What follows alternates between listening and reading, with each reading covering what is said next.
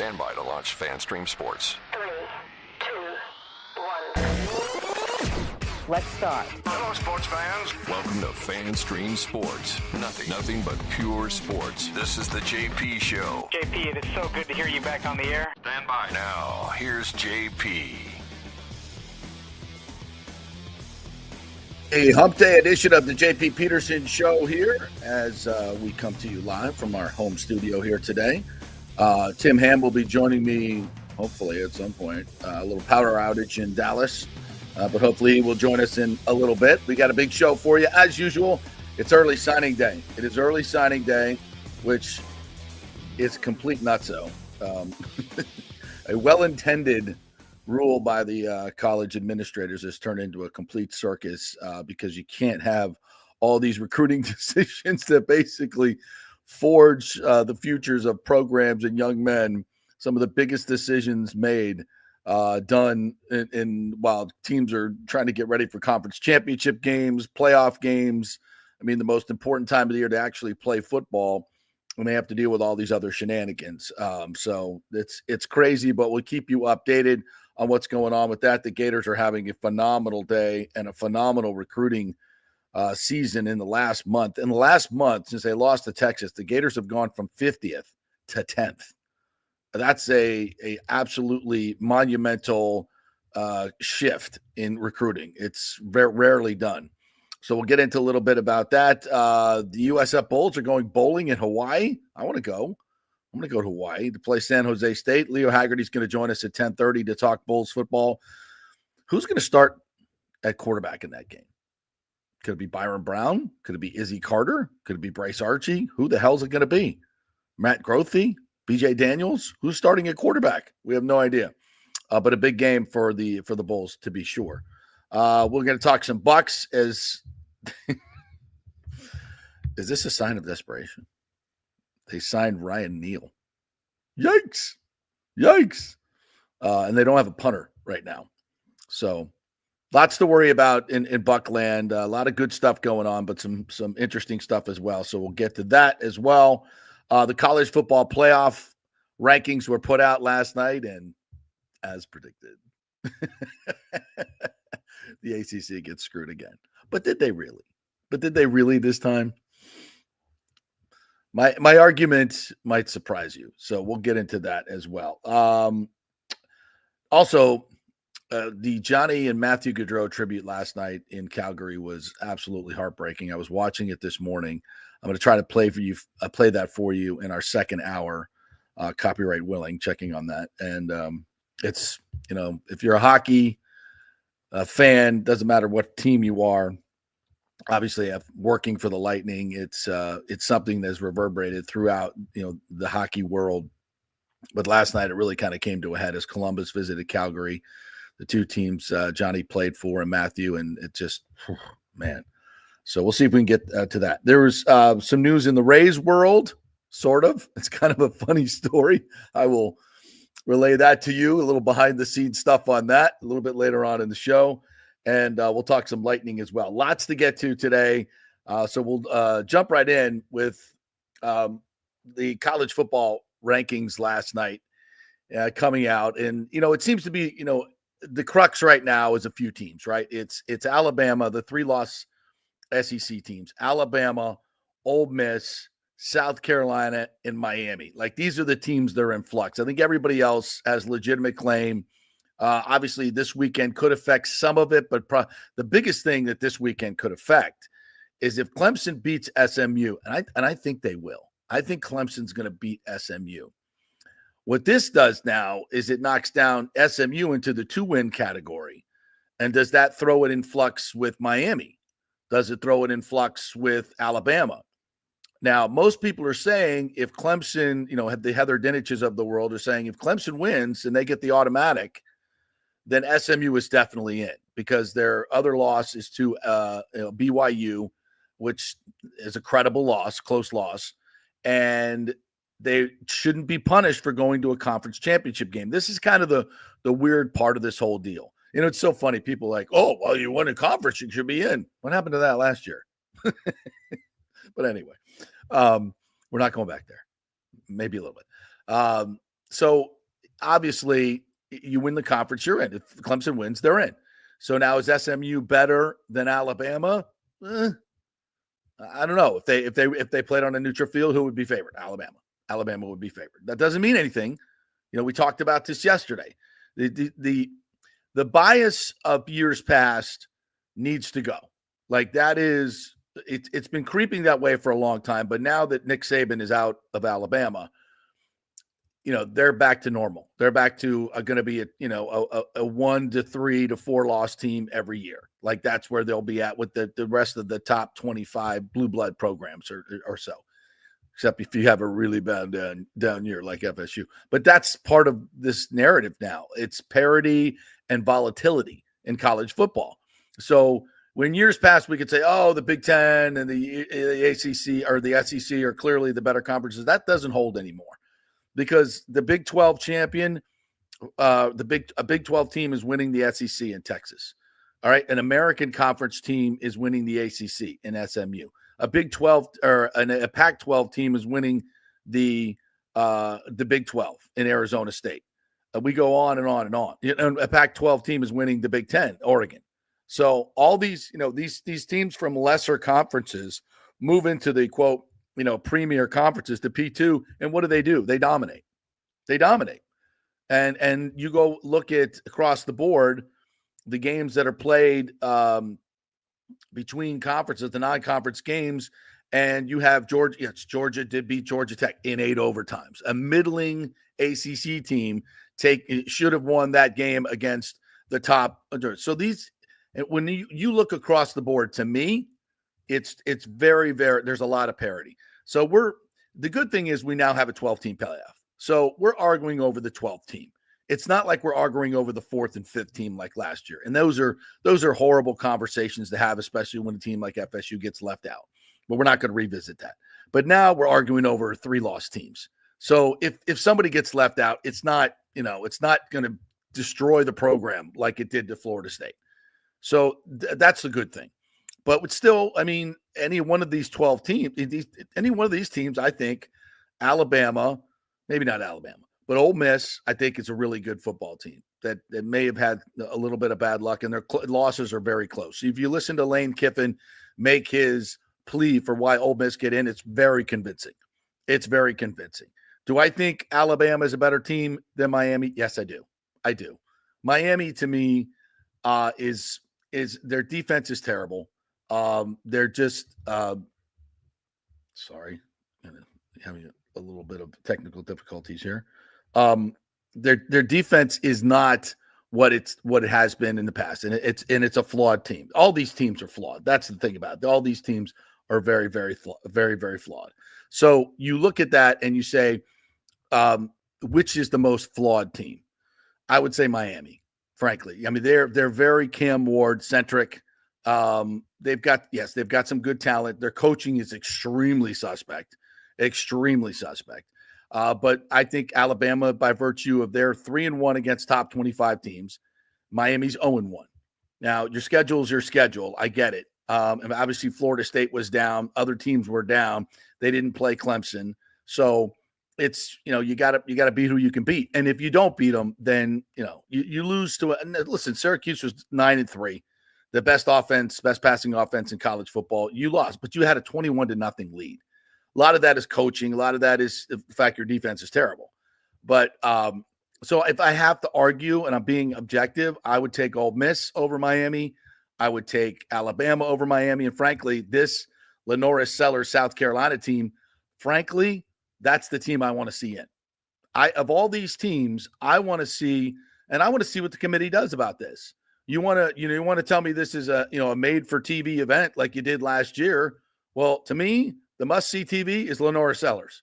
If you watched him against Clemson or you watched him down the stretch, the quarterback for South Carolina, you want to see this cat. Shane Beamer said he's the best player in college football. He might be. He's untackleable. The guy's unfreaking believable. And South Carolina, when he's healthy, has not lost a game. They've won 6 in a row. They're beating people up. So to me, and nobody's talking about South Carolina, but to me, of all what they've done, they're the hottest team right now. If Clemson wins the ACC, they have beaten the ACC champion on a road game in a very hostile environment.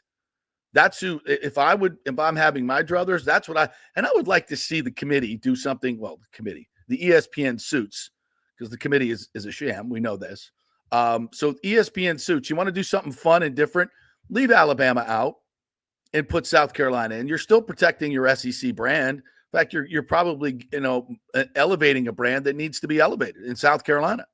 Alabama's, look, they've done their thing. They've had their shots. They've gotten all the deference that they ever need. Let's just bypass that and go to South Carolina or even Ole Miss. I'd love to see Ole Miss, Jackson Dart, Lane Kiffin, obviously a great, very telegenic coach, very entertaining. So I would like to see them do something different because to me, you could take all four of these teams and make a case, all four of them. Here's the fly in the ointment, though. If the Clemson wins, then I'm being told that SMU gets in over all those four teams. And I'm not sure SMU's that good. And if Tim were on here, he'd tell me otherwise. But since they went to their quarterback, Jennings, they've been fantastic. But they might be. I don't know. I'd rather see SMU in than Alabama. Absolutely. We're tired of Alabama. They've had their time. Let's take a break this year. Go to a bowl game. Go to a meaningless bowl game. But this is what I would like to see. What the committee will do will probably always lean towards Alabama, and that kind of sucks. All right, National Signing Day is on. As I mentioned, the Florida Gators are absolutely crushing it. This is from the Times website. Joey Knight doing a hell of a job over there, getting all these signed. I want to make sure I'm giving the right credit here. Yep, Joey Knight. They signed locally Duke Clark from Plant, 4-star tailback, is all signed up now at Florida. They've got Vernell Brown III, big-time wide receiver from Orlando. Who else is in this class? Tramel Jones, the quarterback from Jacksonville, who flipped from Florida State, has signed. They've got a couple good offensive linemen in here, and they're expected to sign a 10th-ranked class. And this is, and they've taken at least 3, I believe, from FSU, including Jones, one of the top tailbacks as well, but hasn't signed yet, but he will later on today. So Florida is absolutely killing it. Billy Napier, that run down the stretch, beating LSU, beating Ole Miss at home, and those were big games because they were at the Swamp and they brought in all the recruits, 90,000. Big wins, emotional SEC football. You can talk about all the other stuff you want. That's the best sales pitch ever. You go to a game like that at the Swamp, and it's packed, and it's loud, and you're winning football, and guys are flying around. You want to be part of it. Those two games right there may have set up Florida football for the next 5 years. I mean, you get in a top 10 class, which could move up even higher as this goes forward. Stacked on top of last year's, a couple of good, not great, but good recruiting years.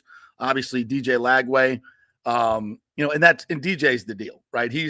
Everybody sees you have a superstar at quarterback. This is a team that's going to do something. This is a team that's going places. They got Trey Wilson from Gaither here locally. He'll be back and healthy next year. He didn't even play in those games. Florida's a hot football team right now. I'm very interested to see where they're going to go bowling and who they're going to play, and maybe they'll come to the Relia Quest Bowl. Well, we shall see. FSU's class right now is ranked in the 30s, right in the 30s, low 30s. They did get a flip this morning. Corner Shamar Arnaud, who is a 4-star corner who's going to Auburn, has flipped to Florida State. So Florida State really is building. If there's one positive they have, it's their defensive backfield.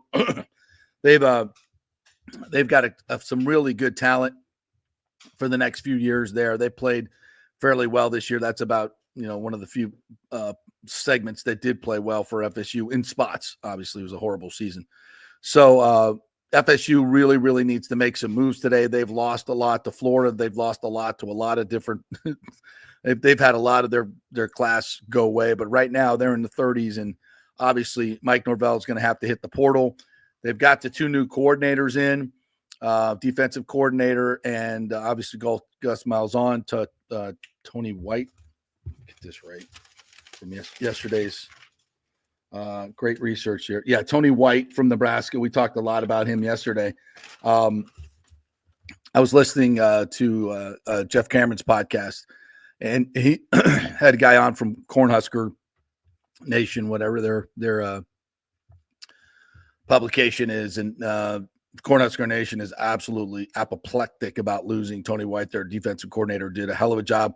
Went into Ohio State, I believe he said, held him to like some ridiculously low numbers. He's done a really good job. So we'll see, what he can do at FSU, and we're hearing he has some really good recruiting chops. These guys, Gus Malzahn, and it'll be interesting to see what he does at quarterback. Will it be Luke Kromenhoek that he develops, or Castellanos, who used to be at UCF with Gus? He's in the transfer portal. Will he come to Florida State?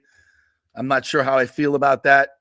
Guy kind of quits on his team, coming here, just has a definite mercenary feel to it, as opposed to Luke, who, had to play behind this awful offensive line this year and stick it out. I mean, these are the evaluations that these coaches are paid to make.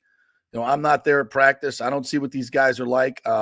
They've got to do something with the offensive line, obviously, to see if they can get better in that. They've got to rapidly improve that. They've got some good recruits there, but certainly they haven't been coached up and need to be developed. So we'll keep you posted on what's going on. Miami, don't have much information on their class. USF looks like they're going to have one of the best non-Power 5 class, or whatever we're classifying it now, one of the best AAC classes.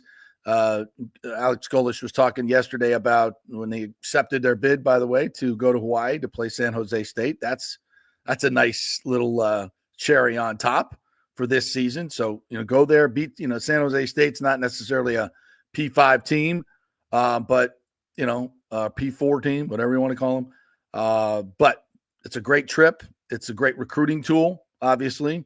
So we'll see how they use that. USF putting together a pretty good recruiting class as well. All right, let's move on to some other things. I'll talk a little bit about the Bolts.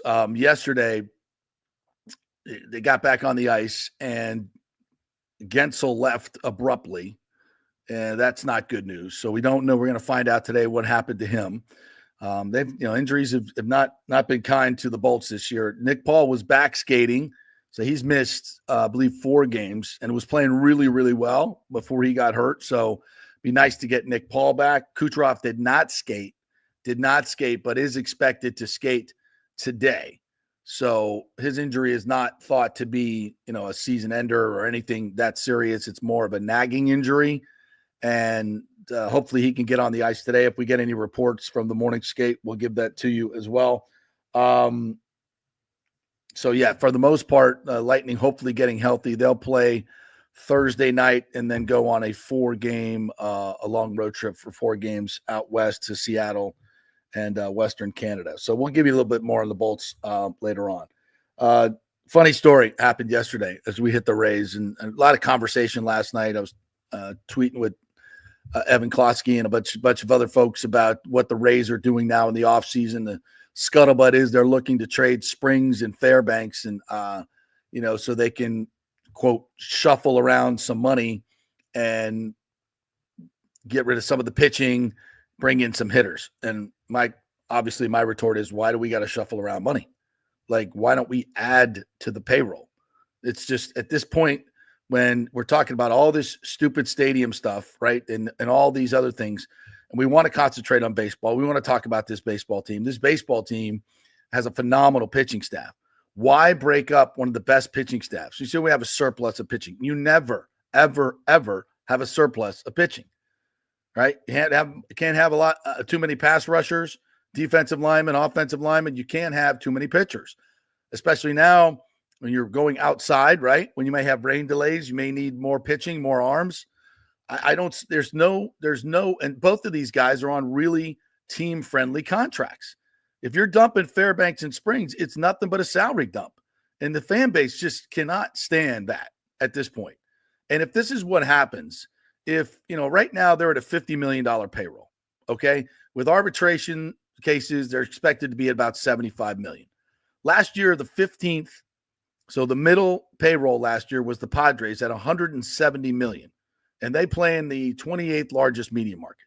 Okay. Now you got to remember these teams, and I know revenues are down, local TV money, blah, blah, blah, blah, blah, blah. These teams get tons of revenue, especially the Rays, revenue sharing dollars, central fund dollars, all this money. The Rays revenues are easily over $300 million, easily over, even with some. And don't forget, Sternberg was smart enough to get an upfront payment from Fox Sports at the time. All these regional networks that have gone bankrupt, Diamond Sports. You've heard all these stories, right?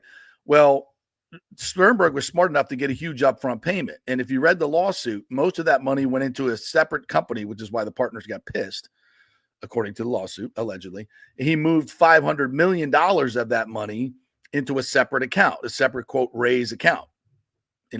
Why? Why? We're talking about spending money, right? Oh, you had to spend it on a stadium. No. Yeah, told you that wasn't happening. So they've got the money to spend. And it's just not, you can't just look at this year's revenues and go, oh, revenues are going to be down. We can't spend as much. No, you've banked so much money over the years, not spending money. Now you have a good pitching staff. And I don't want to hear this, oh, that's not the way the Rays operate. I'm tired of hearing that. The Rays have not won a World Series last time I checked. So if you haven't won a World Series, do something different, like pay your players when you're good players and keep them, like other teams do, and win World Series. And then go out and sign players that will help your deficiencies. This is an easy formula. You have the best pitching staff, in my opinion, top to bottom, in baseball. Well, the Dodgers notwithstanding. I get it, with their X-Rays pitchers, right? With Blake Snell and Glasnow, who we could still have, folks, if we actually spent money. And so, but we've built a great pitching staff. We built this, and it's cheap too. It's really cheap. Any other baseball team in major leagues would be going head over heels to have this pitching staff at such a low level. And you know what they would do? Let's go get some hitters. We got a cheap pitching staff right now. It's one of the best. Let's go add to it by getting pitchers, not subtract pitchers and use that money to go get hitters. No, add to it. I mean, the Rays could add 2 or 3 big boppers and still not be at the average payroll. Yeah, could it be up to 120, 130? Yeah. Oh, we're going into some crazy places here. No. And I don't want to hear about this year's revenues. This is not a year-to-year thing. These revenues are based on long, 5-10 years out. You've got the money. You have the money. And that's not debatable. Not debatable. Do you want to spend the money? And this is what, and Evan and I went back on this back and forth. He made a great point. It says it doesn't matter what I say or what he says or public pressure from fans. Stu's not going to spend money. That might be true. But as the pressure ramps up, MLB, the Players Association, constantly filing grievances against the Rays for not spending their revenue sharing money. Okay. Major League Baseball, the other owners getting pissed that the Rays don't spend. All these things that if you keep adding up, and I think personally that he's gotten a pass on this. There's too many fans out there. They always say it's this false narrative that is promulgated by a lot of the mainstream media here. They don't have money to spend. They don't have money to spend. It's a completely false narrative. And it's infected the fan base. Every time we talk about spending money, I'm like, oh, that's too much money. Like it's your money. You got to overpay for free agents. If you want to be competitive in baseball, it's like John Smoltz comes on this show and said, look, the Rays have figured out the regular season. They can win games. But when it comes to the postseason, you need the great players, and those players cost money. And if you're not going to go spend that money, it's going to be tough. It's going to be really, really tough. I mean, so this is a great test case for the Rays. And Evan's right. He's probably right. They're not going to spend money. They're going to bitch and complain about, we got the trop this, the trop that. Has nothing to do with this year's revenue. That's an excuse. You got plenty of money that you've made in the past that you could spend moving forward. I'm sorry you're not going to take out $150 million profit this year. Maybe it's going to be a little bit lower if you go out and actually spend money like other teams do. If you're gonna play with the big boys, then play. If not, get the hell out of the game. So Dick Vitale said many, many years ago, before he had to walk that back, to keep your seats. I'm kidding, Dick. We love you. But he was right the first time. He was right the first time. If you can't spend, if you don't have the money, then get out. So anyway, So let's hope that Springs and Fairbanks don't go anywhere. And we add to this lineup that desperately needs it and bring in some hitters that are going to love playing at Steinbrenner Field outside the bright sunshine in Florida. It's going to be fantastic, like in an intimate setting, but an intimidating setting because they're going to have 11, 12,000 fans right on top of you. Cannot wait for that, by the way. So another Rays note. This is kind of funny. So yesterday, the TSA, they have these monthly meetings or quarterly meetings with their board. That's the Tampa Sports Authority. They run Raymond James Stadium. They run Steinbrenner Field. Okay, they own Steinbrenner Field. They lease it to the Yankees. So the lease basically gives the Yankees all, quote, ownership rights, but they don't own it. They lease it. So the Rays are actually dealing with the Yankees in all these preparations of how they're going to do everything. And it was reported that the Rays are paying the Yankees $15 million. I know that's not going to come out of the Rays' pocket. It's probably from Major League Baseball. Well, I shouldn't say I don't know this, but my guess is City of St. Pete's probably going to have to pay that eventually, or Major League Baseball is going to pay it. Whatever. It doesn't matter. The Rays were working through the Yankees with all the different things that they're doing. I'm trying to get a feel for, are they going to add seats? Are they going to be able to do that in the outfield? Haven't got an answer on that. So I guess that's more a Yankees question, I learned. So we'll figure that out.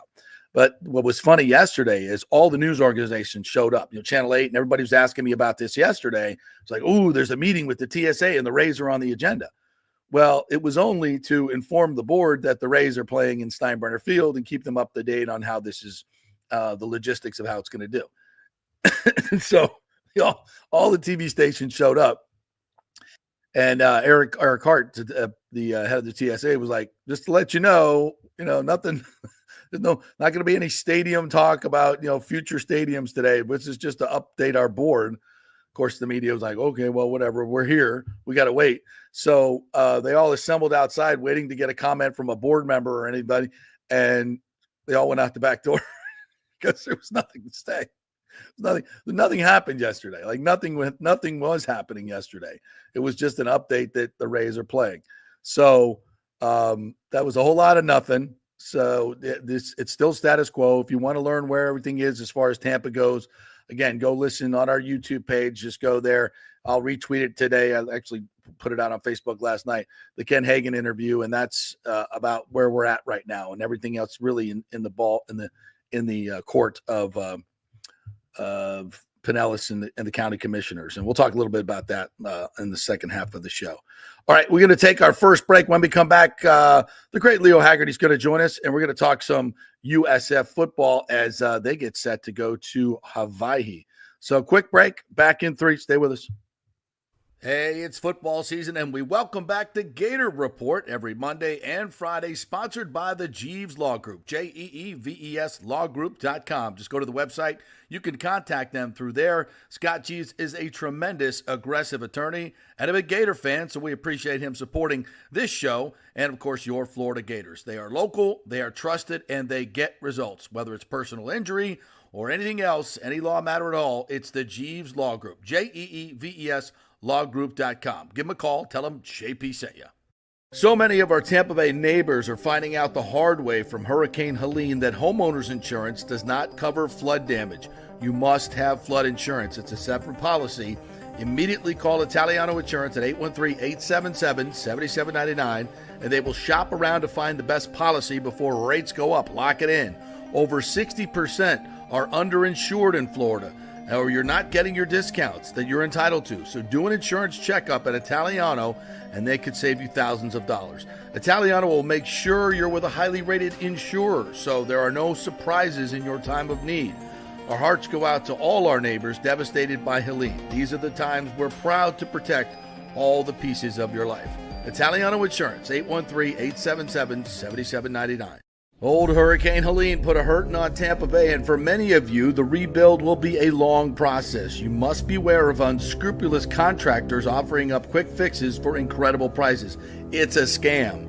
So go with long-standing reputable companies like Third Generation Plumbing and AC. My friend John Rodriguez has been serving Tampa Bay since 1995 with hundreds of 5-star reviews. If you need a new AC system or any home repairs from Helene, they will work with insurance companies to get you taken care of quickly, expertly installed, of course, and a 1-year maintenance plan and 10-year warranty included on all AC units. 0% financing for 60 months.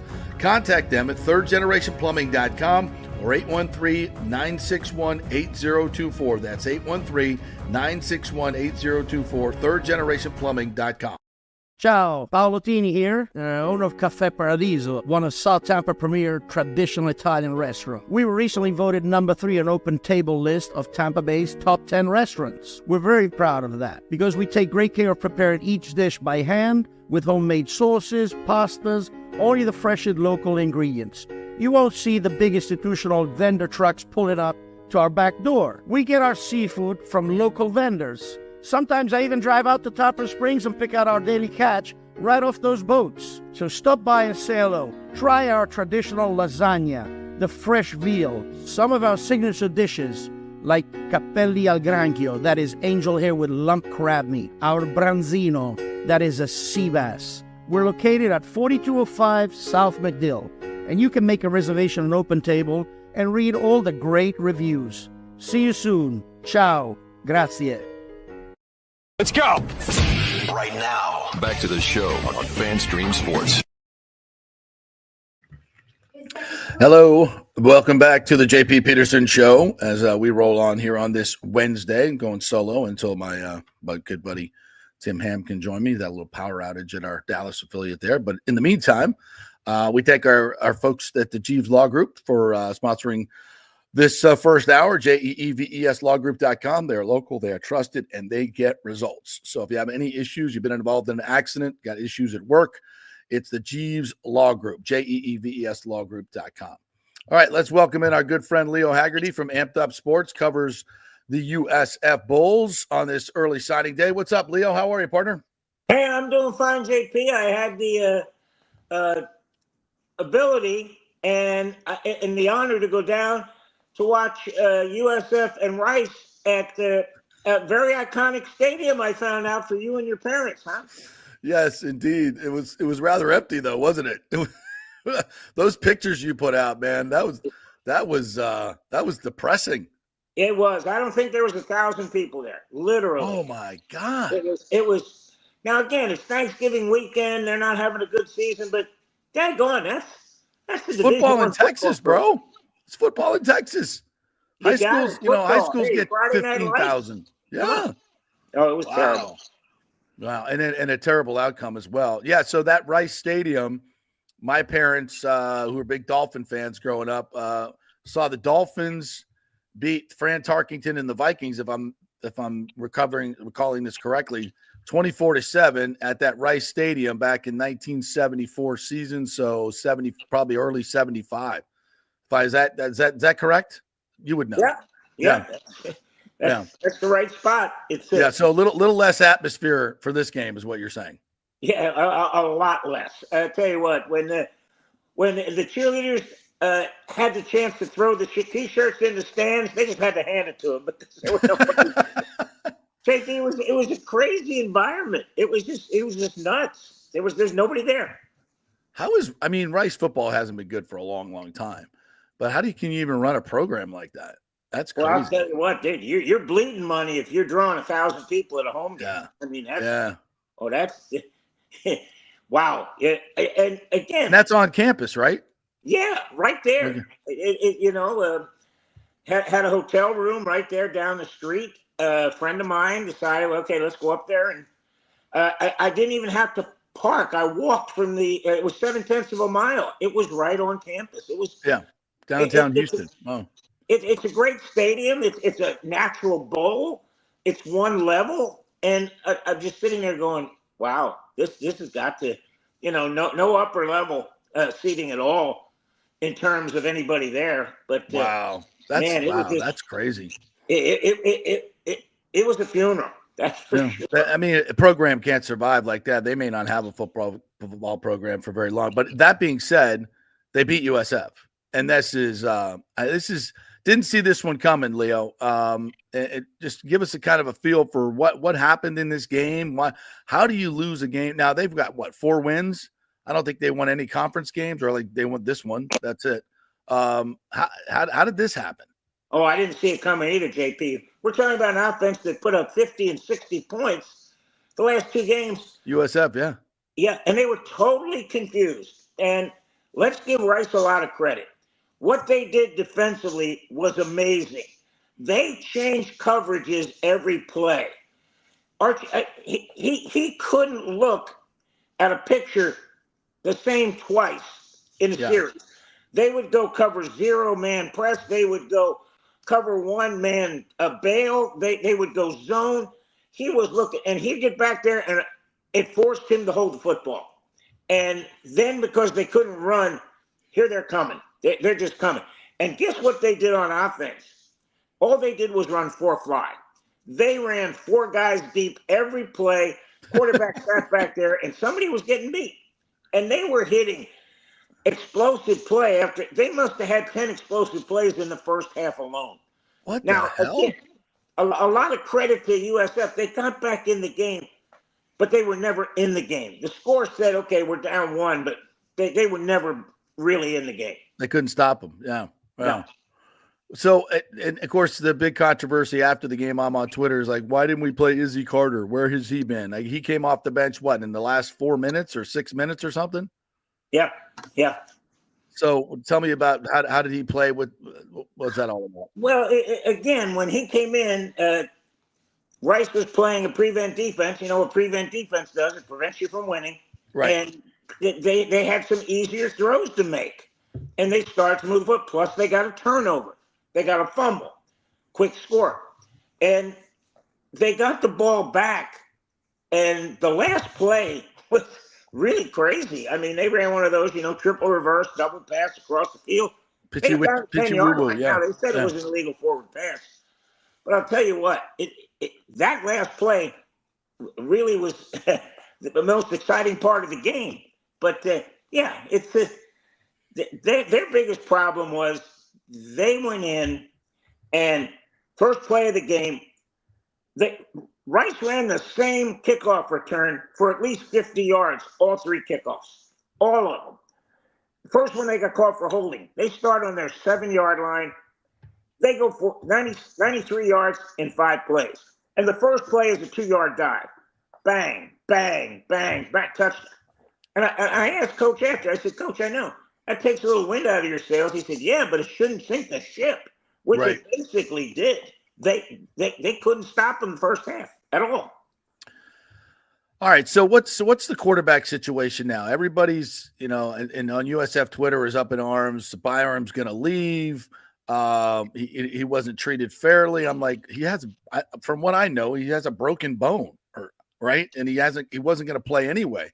The fact that Golish kept saying that he was going to play, I guess, to get some type of tactical edge each and every week, so the other team didn't know who they were going to play against. I think that got old pretty quick. So how has he played this correctly? I mean, this is the transfer portal era. You got to make sure everybody's happy. Is Izzy Carter the future? What's going on at quarterback? Who starts the bowl game? That's what I need to know. JP, here's the situation. If you look at what happened with Brown, he got hurt early in the 5th game. Mm-hmm. 4 games, you can still redshirt. A 5th, you can apply for a medical redshirt if you didn't get through the 5th game. So there's a real gray area right now. And I'll tell you what, the NCAA isn't going to, deny anybody a medical redshirt. They just don't want to end up in court. Exactly. Now, nor should they. The question is, who's making that decision? Is it Byron saying, hey, look, let me get another year and I'll stay at USF? Or is it Byron saying, hey, let me get another year and I can go someplace else? Yeah. And again, JP, if I'm a parent of a kid, they're going in the portal every year just to find out my worth. I mean, look what happened with the Oregon quarterback, Gabriel. 24 hours after the Oklahoma season was done, he's at Oregon. Yeah. And again, my biggest fear, and this is the biggest fear that USF has, if you're not a Power 4 school right now, you're basically a training area for those guys because they're going to poach you, and they're going to poach you bad. Yep. But my suggestion to Michael Kelly and administration, you got to get into a Power 4 conference quick, because if not, I think they know that. Well, yeah, and I don't understand why they aren't petitioning the Big 12, because you got UCF right down the street. It's a perfect fit. Well, I'm quite sure Michael Kelly's doing everything possible to get into one of those conferences. So I think so too. Yeah. So whatever applications need to be filled out, I'm quite sure he's done that. Yeah, except for the Pac-12. Except for the Pac-12. Yeah. I think that was the biggest push for that on-campus stadium to say, hey, look, we can't go anywhere until we get a facility. Right. So that's done. All right. So again, my question is, who starts this bowl game? And here's the other thing about the redshirt season. And normally I would say if you're a great quarterback, you're not going to be there 5 years anyway. But with injuries, you don't know. Here's the other thing. With a guy like Byron Brown, if he has a great year next year, which is entirely possible, he's an incredibly talented kid. We love Byron. He's, awesome on and off the field, incredibly talented. Had, hit some rough spots this year with this passing, but he's a young player, very young player, and just needs more reps. But he could get to a point where, this fifth season or sixth season for him could be worth millions of dollars, right? Because you may not be great enough to go to the NFL, but you can sure as hell come back and play college football for a couple $1 million, depending on where the market's at and who needs quarterbacks, right? So this is a multi-million-dollar decision to get this red shirt. So if I'm Byron Brown, I'm not playing in the bowl game. Like that season could be worth millions of dollars. So it goes back to Bryce Archer or Izzy Carter. Am I reading this correctly? Oh, absolutely. And Coach put this out a little bit earlier in one of his press conferences. He said, I burned a kid's season because he played 90 plays on special teams on extra point. Well, he got in 9 games, so they couldn't. That's crazy. I'm hoping that this conversation has already taken place between Byron and Golish and Michael Kelly. Hey, if you want to stay here, we'll sit you and get you that extra year. Yeah. Because that's telling everybody in that program, hey, I'm on board, I'm buying in. Now, right. That's going to cost you big bucks. Yeah. And hopefully the USF, those big bull donors, are ready to fork up some money, because if not, he's going to go someplace else. Leo Haggerty joining us here from Amped Up Sports, covering USF. It's interesting, but here's my other question. Why isn't that kind of, and I guess maybe the decision hasn't been made, so that's part of it, but I think it should be kind of common knowledge. I think there should be an ongoing conversation with the media, and therefore informing the fans, like what's going on with Byron Brown. I think there's been a lot of, I don't know if secrecy is the right word, but there's a lot of unknown when it comes to him. I think we all know that he's been injured, but there's unknowns, and it's unsettling to the fan base. You're closer to this than me. You're at these press conferences. Like, what's the situation there? Is Golish more forthcoming? Should he not be? Is it better to play this close to the vest? What do you think? Coach is doing the same thing hockey does. Upper body injury, lower body injury. And he's playing it so that the other team has to prepare and waste time at practice. Okay. Byron was on the sideline Saturday. He was there. Was he dressed? No, he was not in equipment, but he was there on the sideline. Did he warm up? No. He wasn't in equipment. He was just, jersey. Didn't he warm up last game, the home game? He did. And again, he did. And again, I just don't think Golish is going to sit there and say, well, you know what, he's done for the season, because he's just playing that card. Okay. That, he may show up for you guys. Go prepare for him. Fans don't like it, but screw the fans, right?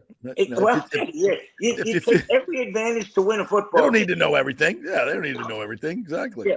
I get it. It's a game time decision. That's probably what you're going to. I'll probably hear that today at noon. Hey, Byron going to play in the bowl game? Will it be a game time decision? They've got 20. They've got 20 days. By the way, are you going to Hawaii? You going to go to Hawaii? Take the missus. I'm debating. Hey, aloha, You get a cheap hotel room, right? It's like below market. You don't have to pay $7,000 for a hotel room, right? They have media hotel rooms. Well, you know what? Being I was the only media member at the USF Rice game, I'm going to go to Michael Kelly. Hey, Michael, you should take me just to have somebody there. I love it. Yes, absolutely. You put in your time, God dang it. So, yeah. So who do you think starts the bowl game? Have we asked Alex that yet? Does he tell us? And of course, he's not going to tell us. But what information do you think? What's your best guess? Is it maybe the future and Izzy Carter? Does he get some time? I think you got to at least give him some time in this game, right? Well, I think you're going to see both of them. Yeah. Because here's the biggest plus for USF. They've got extra practice days now. Right. Up until the 24th. Remember last year they could only go, I think, to like the 17th, 18th, 19th, somewhere in there. Yeah. They go to the 24th. They can actually have 2 more extra weeks of practice to get these people. And I'll tell you what, Coach Golish really emphasizes that point, that going to a bowl game really helps us out because these guys, he calls them the developmental squad. Yeah, it's the first game of next year. Yeah, and actually, they can play because if they have 3 games or less, they don't play in a bowl game. I think you're going to see both quarterbacks. I don't think you're going to see Byron. I mean, I don't think so. Yeah, I agree. But I think you're going to see both of the other guys. I think you're going to see them because I think Golish wants to see, hey, what do we got here, for the future? And you can never have enough quarterbacks. That's true. That's true. You and I know if you don't have a number one, you don't have a number one. If you say, well, we got 2 guys, no, you don't have a number one.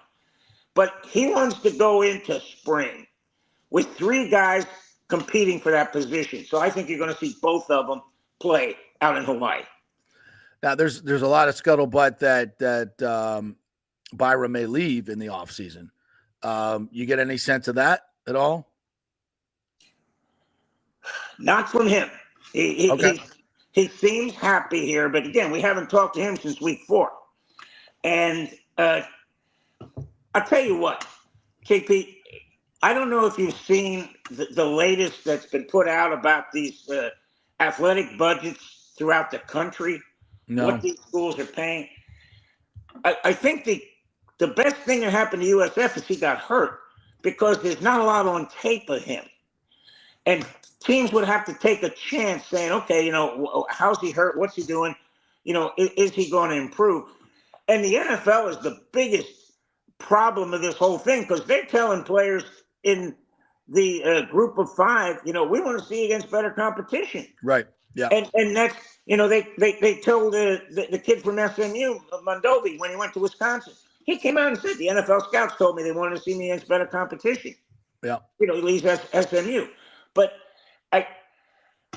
I'm leaning toward Byron staying unless somebody. I wouldn't be surprised. Anything can happen. Yeah. I wouldn't be surprised to see him go in the portal. I'm hoping he gives USF the right of first refusal. Yeah. Because let's say some school comes back and says, we'll give you $3 million in NIL money. I hope he comes back to USF and says, hey, give me $3 million, I stay. I don't think that's going to happen. I think let's be honest about this. The tape that he did put out this year, especially from a throwing standpoint, is not great. It's not great. Yeah. So I don't. If there's a college out there, a program that wants to throw, even $1 million at Byron Brown, I'd be surprised. I think there's just not enough tape to do that. I mean, you're talking about.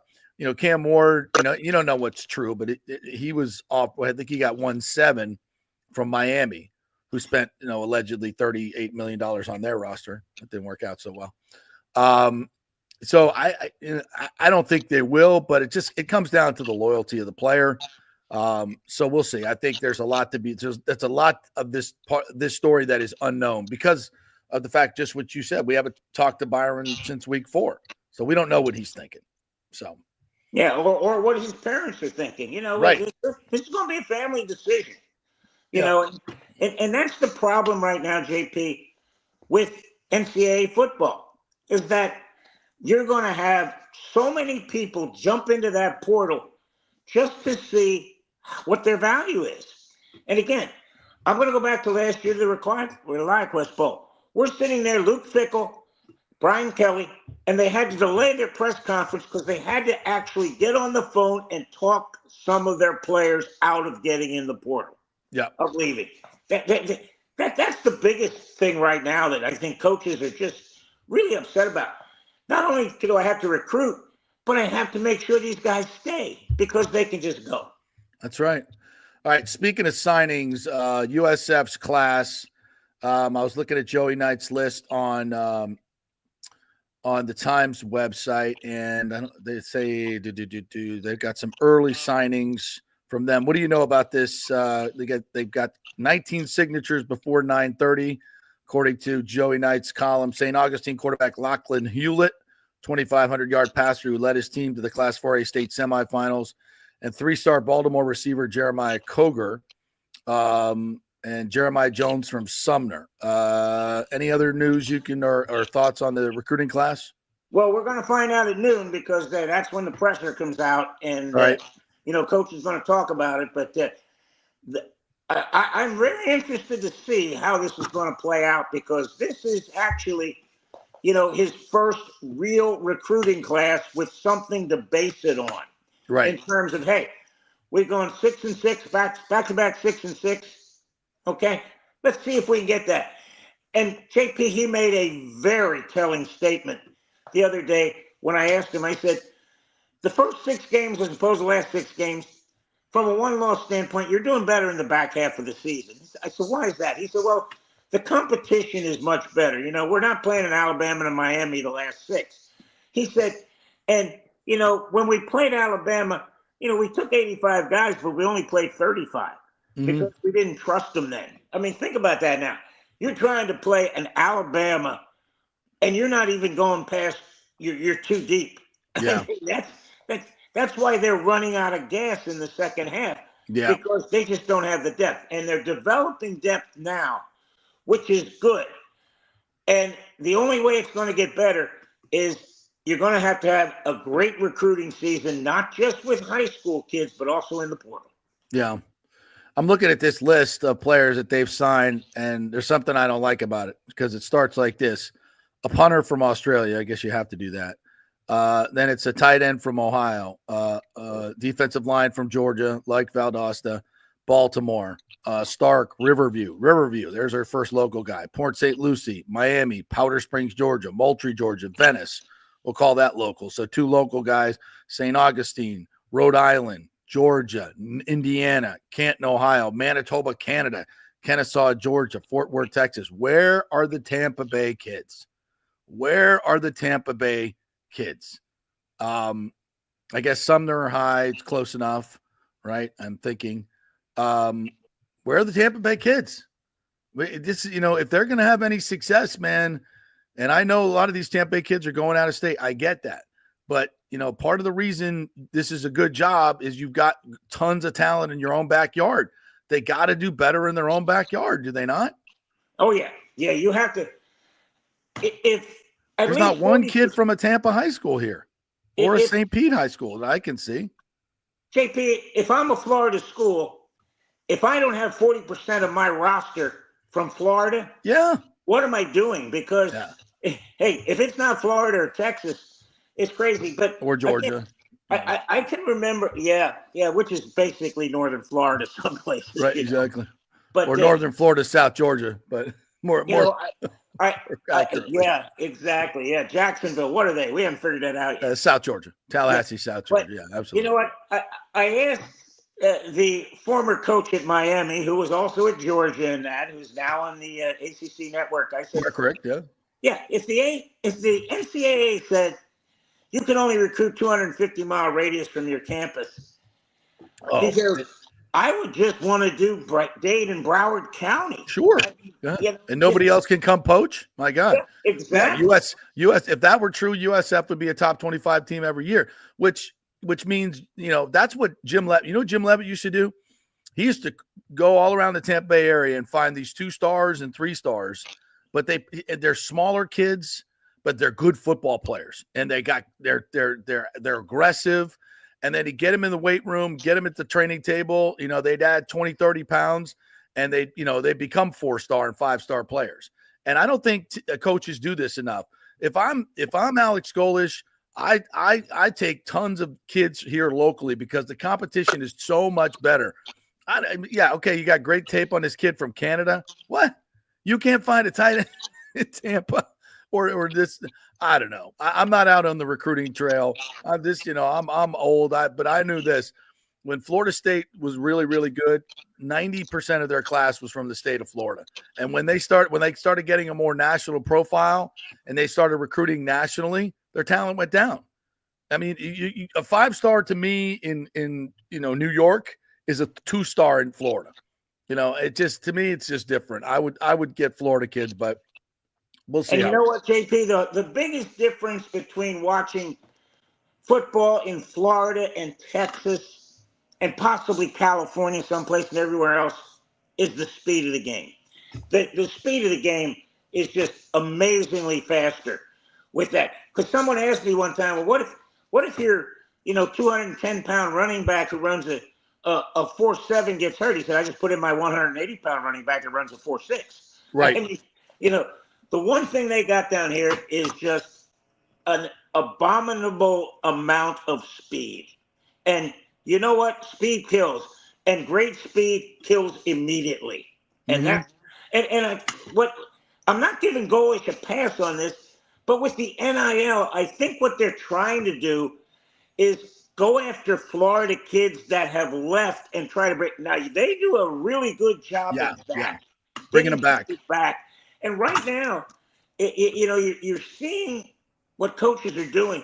They're not recruiting the high school kids. They're just trying to get through the portal because they're figuring, okay, if I get a kid and he's good, but he's not going to play a lot, well, he's going to go back to the portal. So I just wasted something. So they just wasted, Yeah.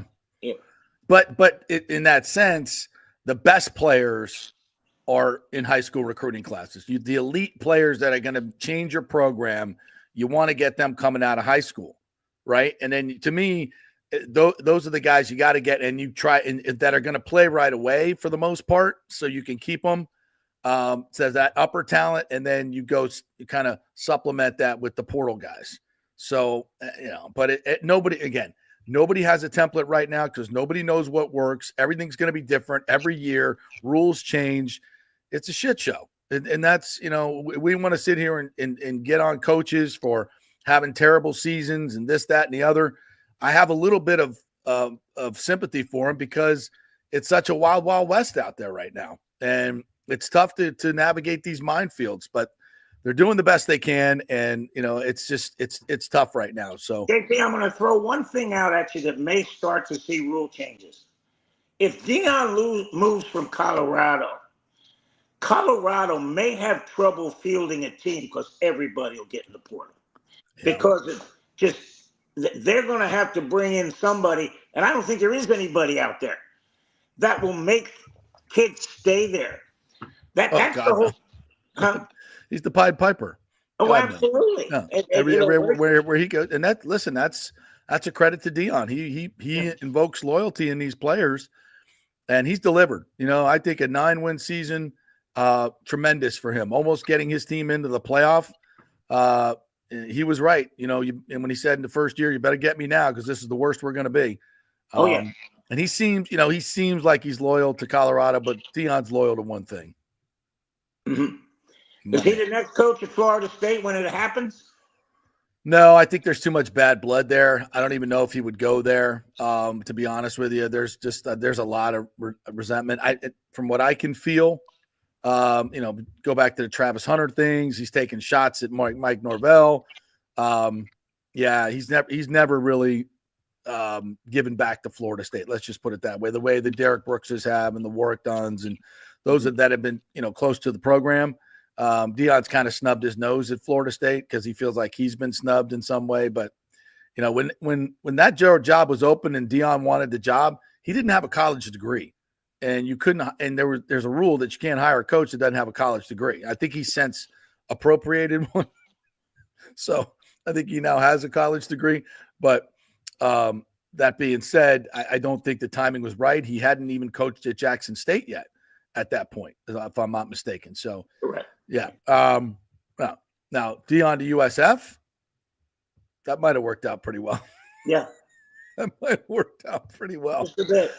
Yeah, but Colorado came up with the money. And by the way, that was real because Deion said it. USF made a great presentation with Derek Brooks and everybody, and he seriously considered it. But then Colorado suddenly came up with the money because they thought USF was going to get him. You're welcome, Deion. You're welcome. Yeah, exactly. Where's my cut? Where's my cut, Deion? Where's my cut, Coach Prime? Yeah, it's in the mail for Christmas. Yeah. All right, Leo. Congrats, my friend, on your trip to Hawaii. Your all expense paid trip to Hawaii that Michael Kelly's picking up. Yeah, I'm gonna talk to Michael today and say, hey, look. Yeah, he's got a stadium to pay for, pal. You're low on the list. Got that right. All right, Leo. Thanks, buddy. Appreciate it. Tell everybody how they can get your content at Amped Up Sports. AmpedUpSports.com. Take a look. I post daily on YouTube. And today is Bolts of Lightning, reviewing the last week of the Lightning. And I'll see you Thursday night. Yes, you will. Absolutely. All right. Thanks, Leo. Appreciate it, buddy. The great Leo Haggerty right there. All right. Let's try a bumper music. Oh, there we are. Got the bumper music.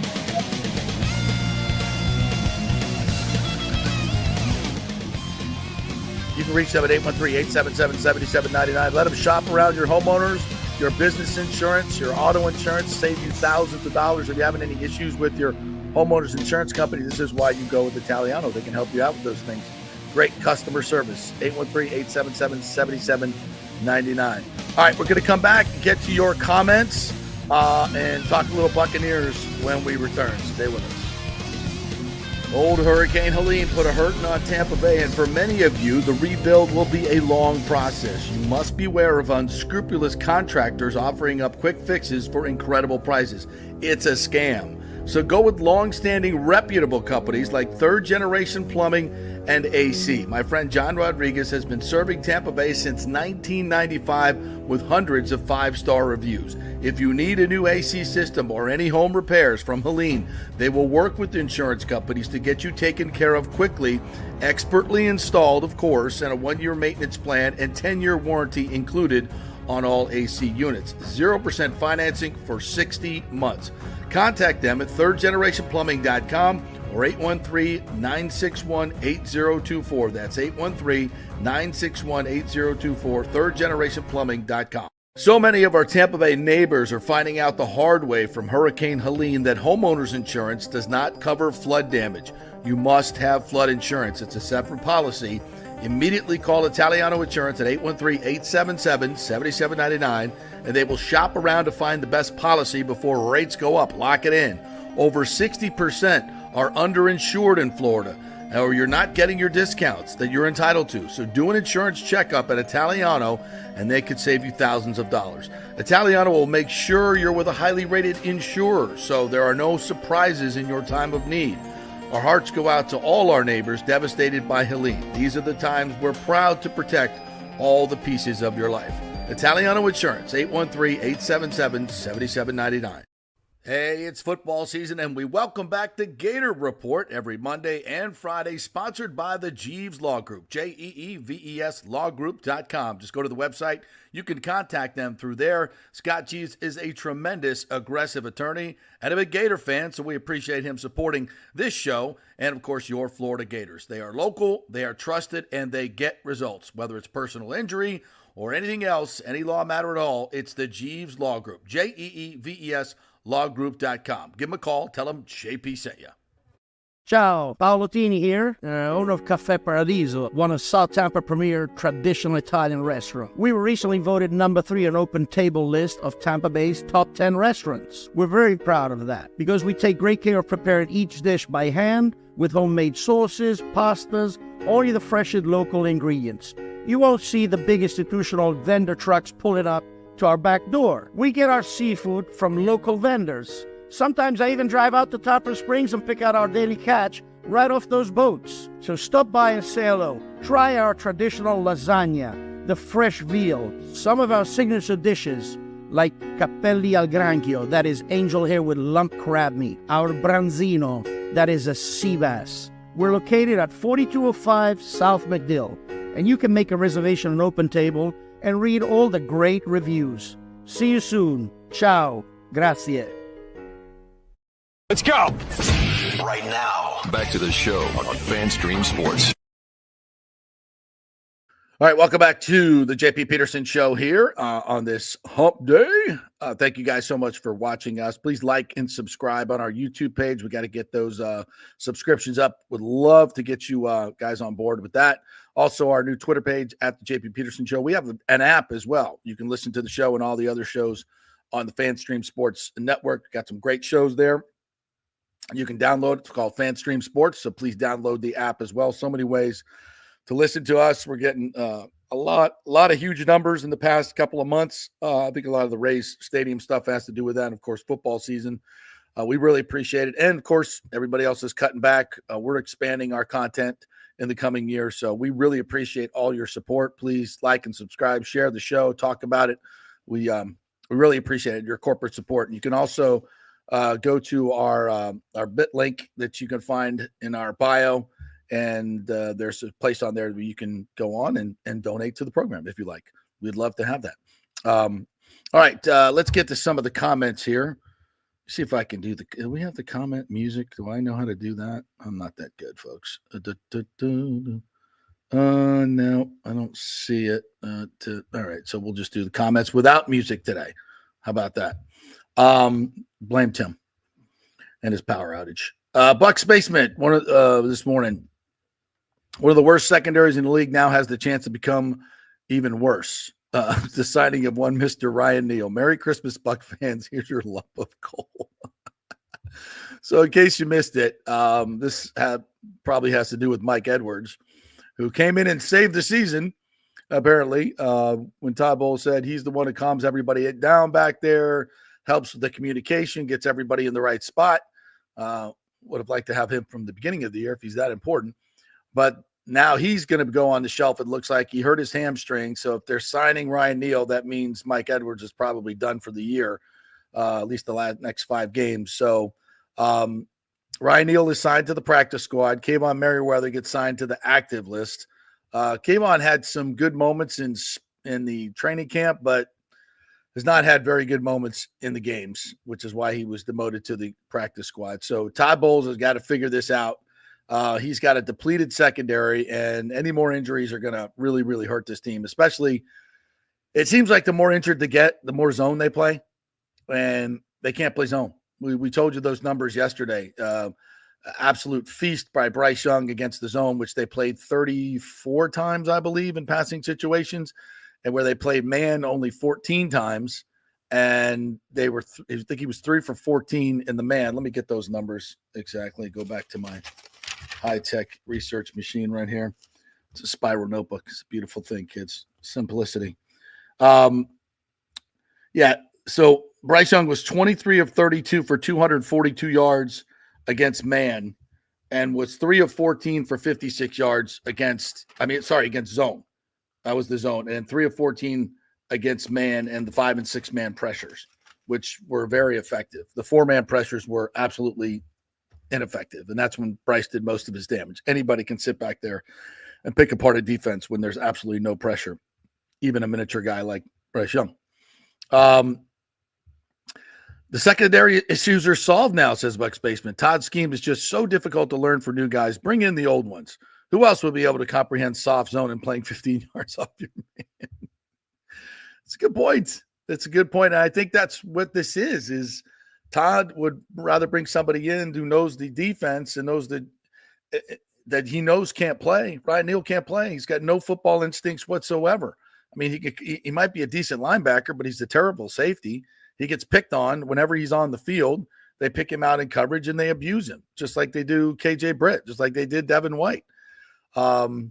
It's up to the defensive coordinator to be able to hide your warts. And right now, this defense, statistically, eye test, especially in the clutch, really bad. Nathan Elliott says, KJ Britt, I am bad in coverage. Yes, you are. And then Ryan Neal says, hold my beer. Yes. Nathan Elliott continues, said Todd Bowles, well, I got a call from Ryan's wife who said she wanted to vacuum the couch but couldn't because Ryan was sitting on it. I'd really like him and he needed to leave the house. So now he's a Buccaneer. You are mean, Nathan. You developed a mean streak. I don't know where that came from. You ain't wrong, though. Abraham Vatakincheri. I hope I said that right. I think I'm seeing you in here for the first time. Thank you so much for joining us. We love you. Hey, JP, I think Shiloh Sanders should be drafted in the upcoming draft. He can fit anywhere in the defensive backfield. You know, he's played well. There's no question about it. I'd have to dig in a little bit more on his tape. But, you know, he's been well coached, that's for sure. And he's been a very effective player for Colorado. I'd have to do a little bit more digging. I don't know if he's a first-round pick. I don't think so, but the Bucs need help. There's no question at that position.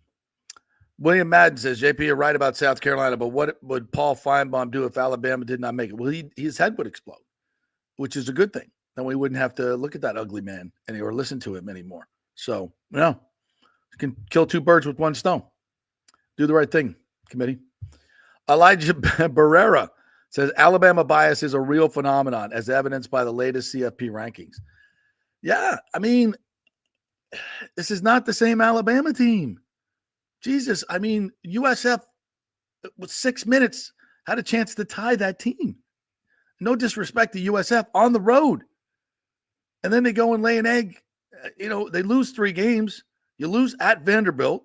You lose at Oklahoma and score 3 points. You're not a good football team. If somebody else did that, they would be disqualified. But it's Alabama. It's not the same Alabama. Jolly old St. Nick is gone. Yeah, it's ridiculous. And, if it is made for television, which it is, I know Alabama's a big brand and they bring the eyeballs. You don't need it. It's a college football playoff. Every college football fan is going to watch these games. You don't have to, get teams to juice ratings. I mean, yeah, of course that's going to work some, but can we not just get some new blood? That'll juice some ratings too. The 12-team playoff was made so we could get some new blood in there. Alabama has had their time. They got in last year when they shouldn't have. Okay. So this year you're out. But as the bias is what the bias is, they look at that brand and they're like, oh, you got to have Alabama in for the eyeballs. It's a rate. Yeah. Cause listen, ESPN's paying a lot of money in rights fees for, this playoff. So they got to get as many eyeballs and charge as much as they can. It's all about money. And when Alabama gets in, it's all about money. It's what it was about last year. Rick says, Rays were a cute story, little payroll and winning. Well, my brave little toaster has to grow up eventually. Clearly, Stu, not interested in winning, just profit. Yeah, it's, if they sell off Fairbanks and Springs, and this is my opinion, but I do think that Stu is just done. He's done with the fan base. He's done with Pinellas. He's done with St. Pete. He's pissed off. I go on and on why he shouldn't be, but yeah, I think he's trying to get out of town, take the money and run. And what better way to screw the fan base, which he clearly does not care about. I mean, you cannot make an argument that this guy cares about the fan base. He doesn't. It's all about money. It's all about money. And it's always been that way. Does he like to win? Yeah, as long as he can stuff his pockets, yeah, we'll see what we can do. But here's your payroll. The rest is going in my pocket. And that's what you're going to get. So sorry, Eric. That's all you get. Work with it. Christopher Cole says Bowles plays prevent defense the entire game. It would seem so. He also says, does colleges have academic requirements anymore in sports? I think they do. But they're not. I don't think they're rigidly enforced. I think there's probably a lot of shenanigans going on. And I've said this, as we move towards the NFL model, can we stop the charade? Really? It's a charade. These guys going to school is a charade. This is minor league football. These kids have no interest in going to school. So why do we even take up class space for them if they don't want it? If they want to go to school, your classes are free. You want to get an education, do it. If you don't. Simple as that. I don't see the need anymore in continuing this charade and all the, academic requirements and all this other. If the kids want to go. If you want to run a program where you want the kids to go to school, then that's the coach's prerogative. And that may be very attractive for a lot of parents. But I don't, these NCAA regulations that they have to go to school. I mean, we're done with that. With the NIL and paying players, I think it's just silly anymore. These are minor league football programs, especially the blue blood programs, that are feeding the NFL. The NFL should probably have to, bear some of this cost, but there's plenty of money to pay the players. It's really kind of silly that these guys have to go to school. And, I think we should do away with that, quite frankly. And again, I'm not saying I'm a fan of that. I'd rather the kids go to school, but it should be their prerogative. Let's just be honest about it. You know how much time we waste, some of these kids faking their SAT scores to get them in? That's still happening everywhere. Guys taking SATs for people, faking their grades, asking teachers to give these football players grades that they don't deserve. Let's just be done with the academic fraud that's going on and just be upfront about it. If you want to go to school, go to school. If you don't. Doesn't matter. Drew Jetson said, imagine if USF with Rocco Beck. Yeah. And and I talked about, putting up a fence around, and really concentrating. USF didn't offer Rocco Beck. Didn't even offer him a scholarship. And he was a fringe Heisman candidate midseason. He's taking Iowa State to, 10 wins last year, and he's got him in the Big 12 championship game. But he's not good enough for USF. I don't understand this, recruiting from lists. I mean, dig into your local high schools. Wesley Chapel's maybe the closest high school to their practice fields. And you don't offer Rocco Becht? I mean, come on. No Florida school offered Rocco Becht. Look what FSU's doing at quarterback. And that's what I'm saying. What was he, a 3-star here? Well, he's playing against the best competition. The competition is so good in Florida that if there's guys that aren't even starting that are better than these guys that are putting up 1,400 yards rushing in Canada or Montana. And it's not all the time. I'm not generalizing here, but if I'm USF and I'm looking at their recruiting list and there's not one player from the Tampa Bay area, what are we doing? I mean, what are we doing? If you're going to go to an elite level, you're going to do it like what, Jim Leavitt had great relationships because he was a high school coach in the area. And he had great relationships with all these high school coaches. And that's what it's about. You got to have those relationships and be present on, so these kids, when they're freshmen and sophomores, oh, that's the USF guy. That's the USF guy. Get to know him. And that's how you beat Alabama for a local kid. You get his loyalty early and you try to hold on to it. Yeah. Does that not work out a lot of times? Yeah. Kids get so good that they have better opportunities. Is a kid going to choose Alabama over USF? Yeah, almost every time. But there's a chance if you really, really dig in, you're going to get the diamonds in the rough, the late bloomers. The late bloomers can make your program as well. Or smaller guys that you recognize as really good instinctual football players that you can grow into D1 really good football players. Develop your players. That's a thing. So, and that's what, Coach Leavitt did so well. So when I look at your recruiting list and it's all, you have one or two guys from the Tampa Bay area, I don't think you're doing it the right way. That's just an outside opinion. Michael LaRue says the Rays went to the World Series with Morton, Glasnow, and Snell. Morton and Glasnow won the World Series with Atlanta and LA. Snell won a Cy Young and signed with the World Series champs. Develop your players and pay your players. The Charlie Morton thing is the most egregious example of the Rays Sternberg mentality. $15 million team option you couldn't even exercise on a really good starting pitcher because you said, oh, we got enough. You never have enough. And of course you needed more the next year and beyond. And he goes and wins a World Series with Atlanta. $15 million is piss money for most of these other franchises. And if you can't play with the big boys, get out of the business. You can't or won't. They won't. If they can, but they won't. If you won't play with them, get out of the business. And now we're looking at, are we going to go sell off even more players because our revenues are down? I know that's coming. And it's hogwash. And it's a false narrative that I get triggered by and was on Twitter last night. And it's not true. Rick says, of course your numbers are up. Rays talk, Bucs, college football has nothing to do with the on-air talent. Damn right. Nothing, Rick. Nothing to do. I just talk about these teams you love, and you can put a monkey on here. As long as you're talking about these local things, you're going to get. Oh, they tried that. James says, so tired of Rays crying poor every year. TBT never pushes back. I know, on this small market BS. We're not asking for much. Can they spend $100 million on payroll? Maybe. They can, but they won't. They won't. And it's maddening. Bull's defense is way too difficult to run. He needs to simplify it. Yep. And that's not just coming from me. That's coming from a lot of people that look at this stuff and that, have played the game, have been around. It's just, you can't have receivers running through the secondary constantly 5 yards open. Like that's, I know it sounds obvious, but that's what we're watching. Right, Nathan Elliott says Ryan Neal's wife is thankful. Oh yeah, we got that one. JP, why would Todd continue his zone after seeing stats on Bryce Young? Why is this D with same players worse than last year's? So I guess opposing teams didn't know KJ Brett weaknesses late last year.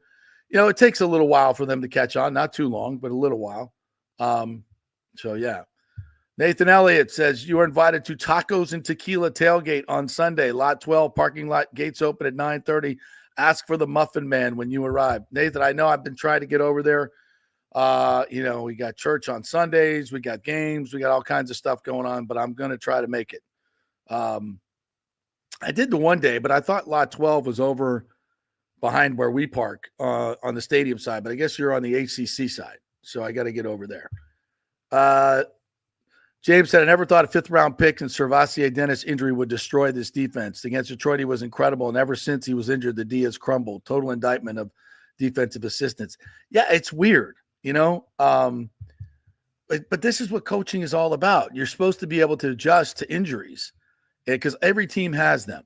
Now, I know they've had a lot in the secondary, but, you should be able to come up with schemes, and you should not be giving up that much yardage and that much separation consistently.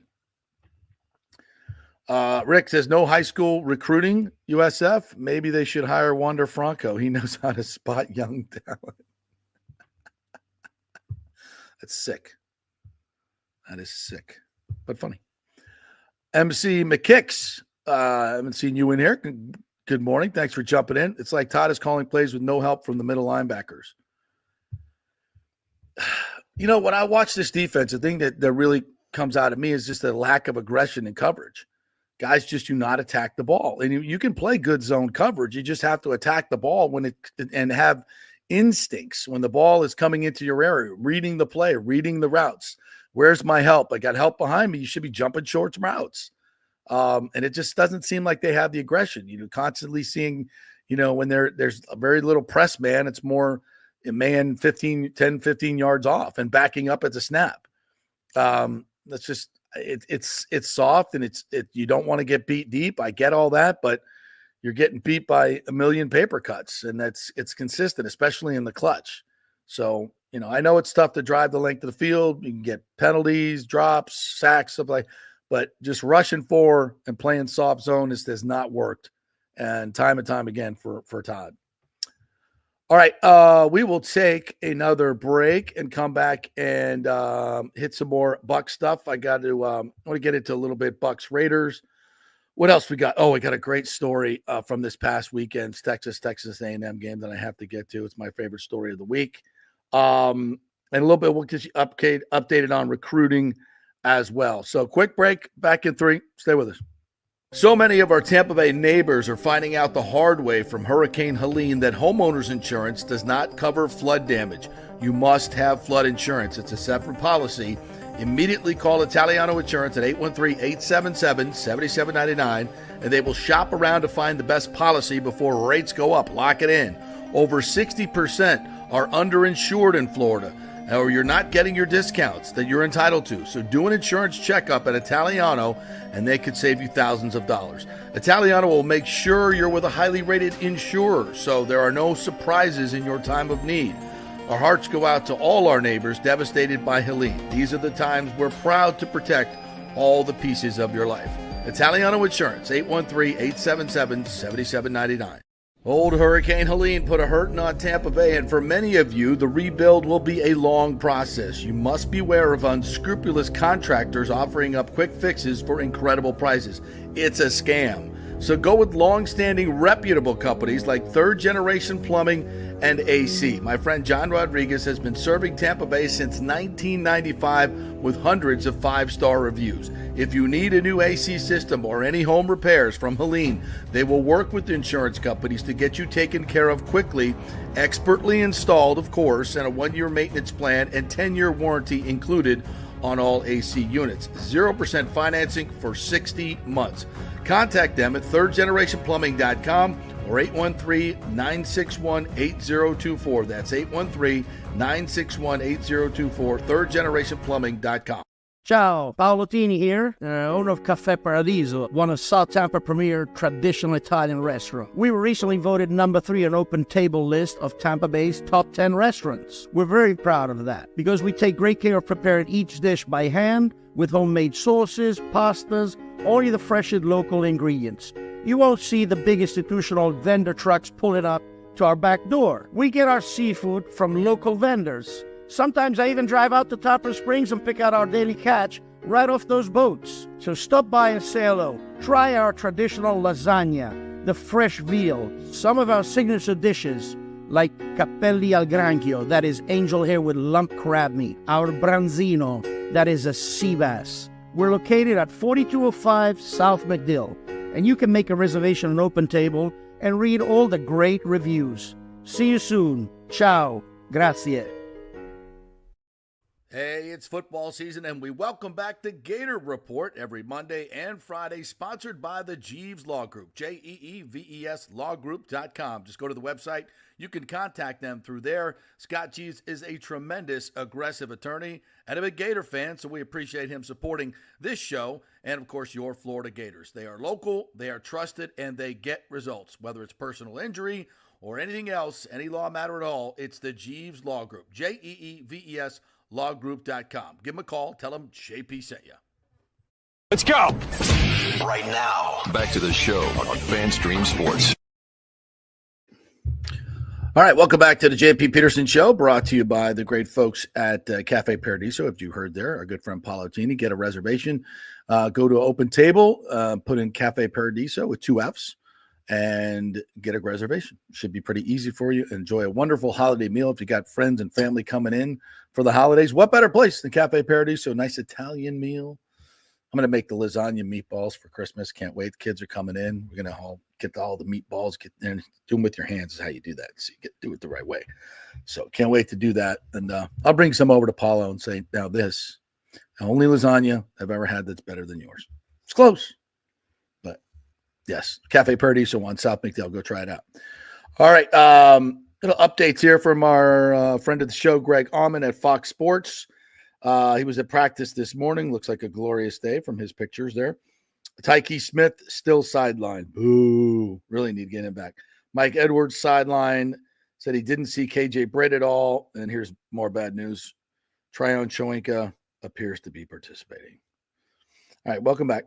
Ryan Neal is back. He's wearing number 36 because we just don't have anybody else. And Merriweather has been upgraded. Bucky Irving is out there running around. Says it's a walkthrough, so nobody's doing much, according to Greg Auman again. But Irving seemed to be in good spirits. He's out there, said he was way better.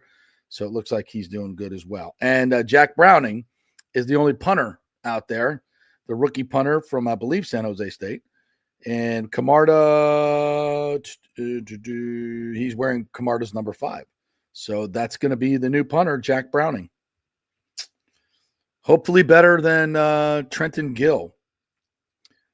Mr. Shankopotamus. So, yeah. All right. What else did we not get to as far as Bucs go? Okay, the Raiders are coming in this week. The great Aiden O'Connell, Brock Bowers, who's having a hell of a year at tight end, the former Georgia tight end. That's a big worry as we talk about safeties and linebackers. J.J. Russell playing now for K.J. Britt. Vi Jones, I'm guessing, is going to, if K.J. Britt's going to be down, might be able to get a look. Love that kid in training camp. Like to see him get a little bit more time in the game. As I mentioned, Merriweather, the other safety, will be brought up this week. So should be look, let's just be honest. This is a game that they should win. And the Raiders coming in here, take care of business. It's a home game. Should be beautiful weather. Pack the house. Beat the hell out of the Raiders. All right, let's get that done. I wanted to talk a little bit about this too. The Al Shahir suspension that came down yesterday. We didn't talk too much about it. It's a 3-game suspension. D'Amico Ryans, his coach for the Texans, impassioned plea about what a great guy he is, and the strongly worded letter from the league is something that the coach and the GM in Houston took umbrage with because it seemed to attack his character. And I think from all reports, he's a great teammate, great off the field. They said that about Vontaze Burfict too. But this guy's a menace on the field. And if you watch, I was watching a reel of some of the plays that he's been fined for. And it's clear that his intent is to hurt people. And you just have guys like that who play the game a dirty way. And he looks like one of those players. I don't know him personally. But what I see on tape is disgusting. You can't try to hurt players. And when you lead with the elbow, which he does often, you're trying to hurt somebody. You're trying to knock him out of the game. Now, when I look at that play with Trevor Lawrence, I got to say, that's on the quarterback too. If you're trying to get a first down, I get it. But if you're going to slide like that, you better slide. He bears some responsibility for that play.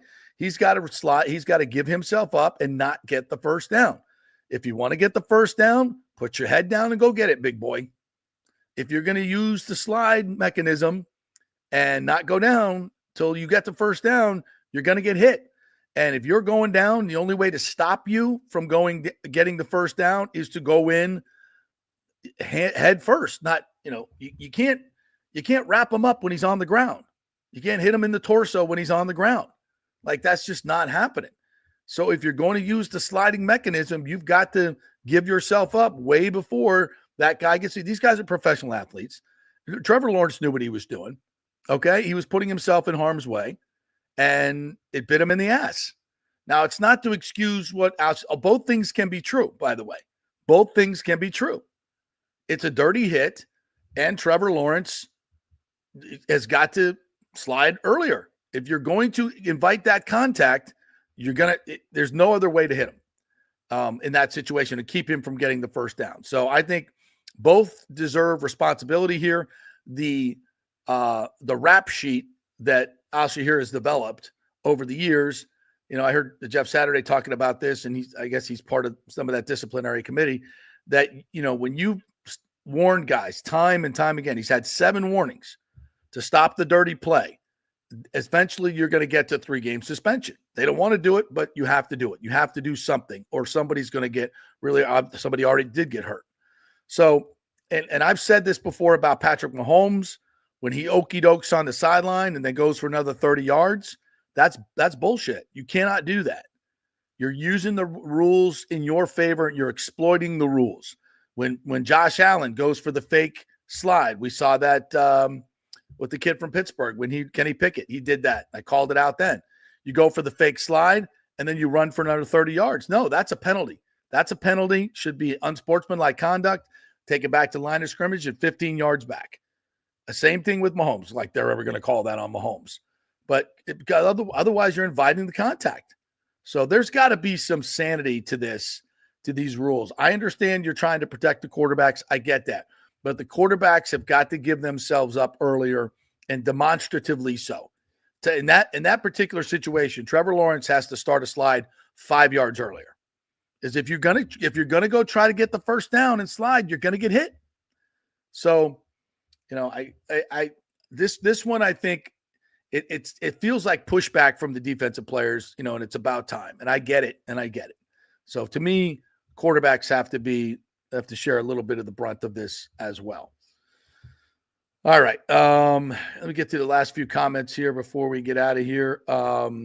Nathan Elliott said, need dogs at the cornerback position. Bucs fix the pass rush. They can play man coverage. No pass rush. We get the soft zone defense. Yeah, I think, look, if you're going to, and I understand what Todd's trying to do here. He's got a good offense, and he's saying, look, if we don't give up any cheapies, we can win these games. The only way to get beat by an inferior team is to give up cheapies, right? I get that. But I also feel like if you're just dooming yourself to lose games. You're keeping bad teams in games by making it too easy for them. Is that fair to say? And I think that the Panthers are a perfect example.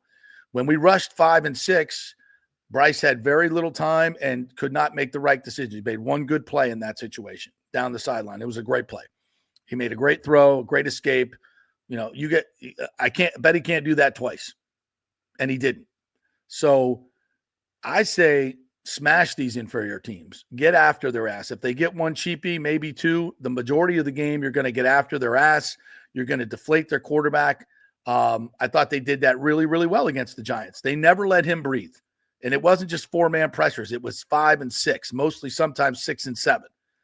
And little Tommy DeVito couldn't do his thing until, kind of the second half. You let your foot off the gas a little bit, and then he did. So get after Aiden O'Connell or Desmond Ridder or whoever the hell is going to play for the Raiders. And the rest of the way, you're playing mostly crappy quarterbacks, except for Justin Herbert. So get after their ass. All right, what do you got to do? The ACC is so terrible, says Grandpa Poppy.